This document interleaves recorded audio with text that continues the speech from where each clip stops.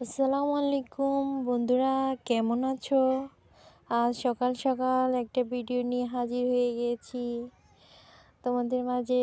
তোমরা এই শাকটাকে চেনো কিনা জানি না, কিন্তু যারা মাঠে গ্রামের দিকে থাকে তারা অবশ্যই চিনে থাকবে।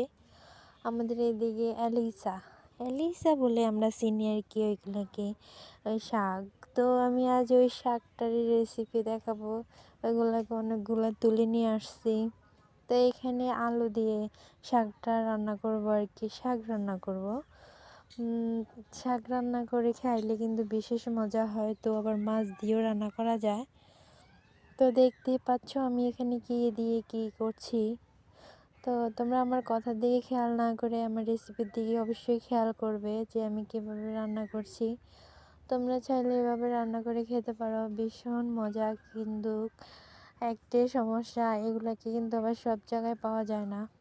আমাদের এদিকে গ্রাম অঞ্চল, তাই আমরা পেয়ে থাকি। এগুলা প্রতিদিনই পাওয়া যায়, সবসময় যে কোনো সময় যে কোনো জায়গায় গেলে এগুলো পাওয়া যায়। তো এগুলোকে তুলে নিয়েছি অনেকগুলা। তো এখানে আমি শাক রান্না করতেছি।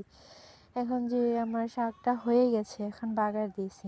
বেশি কিছু লাগানো, ওই পেঁয়াজ কুচি, রসুন কুচি আর শুকনো মরিচ দিলেই হয়, আর তেল, আর বেশি কিছু লাগে না।